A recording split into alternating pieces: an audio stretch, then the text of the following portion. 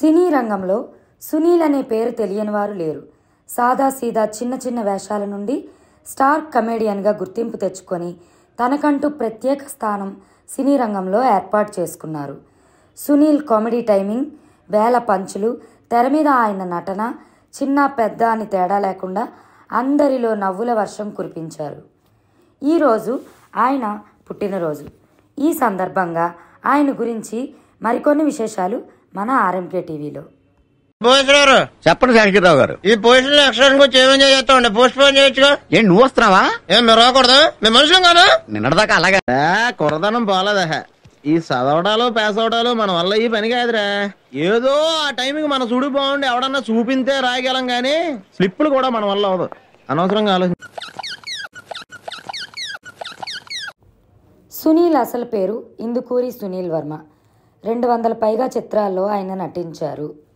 ఆయన హాస్య పాత్రలలోనే కాక కథానాయకుడిగా, విలన్గా, సహాయ నటుడిగా చాలా పాత్రల్లో నటించి అందరి మన్ననలు పొందారు. సునీల్కి బాగా పేరు తెచ్చిపెట్టిన సినిమాలు నువ్వే కావాలి, నువ్వు నేను, నువ్వు లేక నేను లేను, నువ్వు నాకు నచ్చావు, నువ్వే నువ్వే, ఇంద్ర, సొంతం, మనసంతా నువ్వే, అతడు, ఆంధ్రుడు, అందరివాడు. సునీల్ కథానాయకుడిగా అందాల రాముడు మొదటి సినిమా, తర్వాత రాజమౌళి దర్శకత్వంలో వచ్చిన మర్యాద రామన్న మంచి ప్రజాదరణ పొందింది.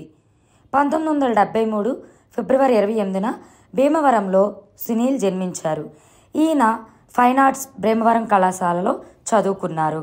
సునీల్ది పెద్దలు కుదిర్చిన వివాహం. ఆయన భార్య పోస్ట్ గ్రాడ్యుయేషన్ చేసింది. వీరిద్దరికీ ఒక పాప, పేరు కుందన. కమేడియన్గా, కథానాయకుడిగా అందరి హృదయాలను గెలుచుకున్న సునీల్ పుష్ప సినిమాతో సరికొత్త గెటప్తో విలన్గా మారి ఎంతో గుర్తింపు తెచ్చుకున్నారు. ఇంకా తదితర సినిమాల్లో కమేడియన్గా, హీరోగా, విలన్గా కూడా నటించబోతున్నారు. సునీల్ మర్యాద రామన్న సినిమాకు గాను స్పెషల్ జ్యూరీ అవార్డు దక్కించుకున్నారు. 2013లో ఫిలింఫేర్ ఉత్తమ సహాయ నటుడిగా తడాకా సైమా అవార్డును దక్కింది.